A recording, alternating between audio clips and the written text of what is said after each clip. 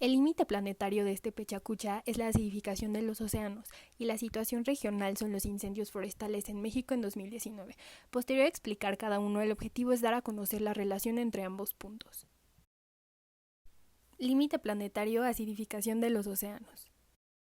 El dióxido de carbono o CO2 es una molécula natural que tiene dos átomos, uno oxígeno y otro de carbono. Se presenta en la Tierra como un gas, el gas de efecto invernadero, pero los aumentos de este en la atmósfera ocasionan problemas. Este aumento se da por la quema de combustibles fósiles, lo cual libera gran cantidad de CO2 a la atmósfera. El CO2 que la humanidad ha emitido a la atmósfera tiene que ir a algún lado. El océano ha absorbido aproximadamente una cuarta parte de este, lo que ha aumentado la acidez de sus aguas en un 30% a través de un intercambio químico. Como consecuencia, sus aguas están cambiando su pH teniendo un descenso y se están volviendo cada vez más ácidas, lo cual pone en riesgo la vida marina.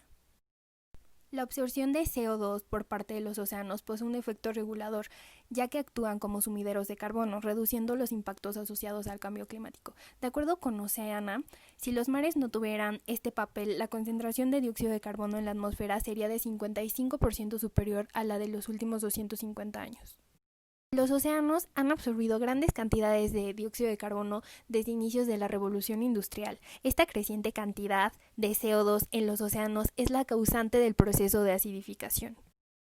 El exceso de CO2 en los océanos absorbe los elementos necesarios para los organismos, en este caso el carbono cálcico, lo que permite que puedan crear caparazones, conchas y esqueletos, como los corales, las almejas y los cangrejos. Si el proceso de acidificación del océano continúa, podría disolver sus conchas y esqueletos. Este efecto nos permite ver que todo está relacionado. El científico atmosférico Ken Caldeira menciona que es posible que si se continúa con la actual tendencia de emisiones de dióxido de carbono, los corales se extingan y esto conlleve a la extinción de otras especies marinas. Es una cadena. En cuanto a porcentajes, para tener una idea, de acuerdo con uno de los reportes de Oceana, se menciona que los océanos absorben aproximadamente el 30% de las emisiones globales de CO2, como ya se mencionó, y el 80% de calor generado por el creciente aumento de estos gases de efecto invernadero.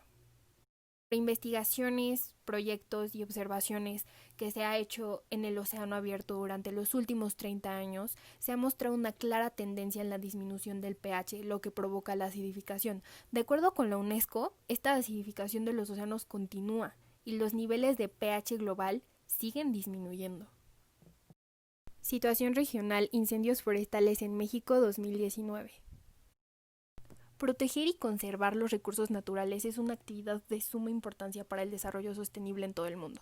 Lamentablemente, la degradación ambiental genera un deterioro del medio ambiente, la destrucción de los ecosistemas y la extinción de la vida silvestre.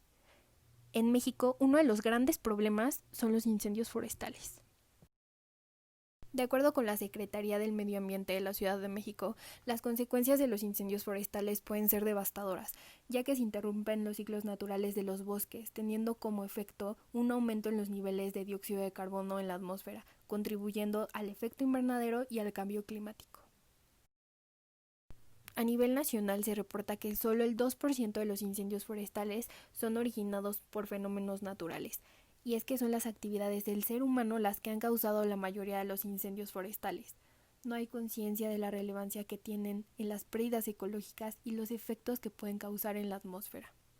En 2019, México registró 7.410 incendios forestales que arrasaron con 633.678 hectáreas, de acuerdo con la Comisión Nacional Forestal. Esto representa un aumento del 6% en número de incidentes y de 30% en superficie afectada frente a 2018. De acuerdo con el doctor en ciencias atmosféricas Víctor Orlando Magaña, investigador de la UNAM, menciona que las políticas públicas mal planeadas, la actividad humana y la falta de prevención oficial influyen en la alza de los incendios forestales en México. Relación entre la acidificación de los océanos y los incendios forestales. Hay una relación entre la acidificación de los océanos y los incendios forestales. El CO2 que absorben los bosques es fundamental para la buena salud de los mares y los océanos en todo el mundo. Y este exceso de dióxido de carbono, como ya vimos antes, está produciendo una acidificación en los océanos. En el combate que vivimos hoy contra el cambio climático, El ser humano no es el único que trata de contrarrestar los efectos, sino que también la naturaleza actúa, en este caso con los sumideros de carbono, que son depósitos naturales que absorben y captan el dióxido de carbono de la atmósfera, reduciendo así su concentración en el aire. Estos son los océanos y los bosques. En el caso de los océanos, estos son los principales sumidores de carbono naturales, ya que son capaces de absorber alrededor del 50% del CO2 que se emite a la atmósfera. Los organismos encargados de esta captura son el plancton, los corales, los peces, las algas y otras bacterias, y son estas las que se ven afectadas por la acidificación del agua. En cuanto a los bosques y otras áreas forestales, la captura de dióxido de carbono se realiza mediante la fotosíntesis.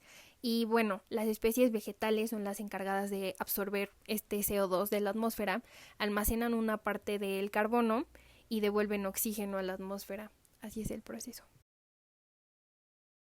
Como conclusión, los océanos y los bosques, al tener la función de absorber el CO2, se complementan y los incendios forestales que provocan la desaparición de los bosques perjudican esta función, dejando toda la tarea a los océanos, ocasionando así la disminución del pH que provoca la acidificación. Una vida sostenible y un consumo responsable pueden disminuir los efectos del cambio climático y por lo tanto las emisiones de dióxido de carbono. La crisis ecológica que vivimos hoy no es ajena a nosotros, es la crisis de un organismo vivo que es nuestro planeta Tierra. Todo está conectado y por lo tanto nos afecta.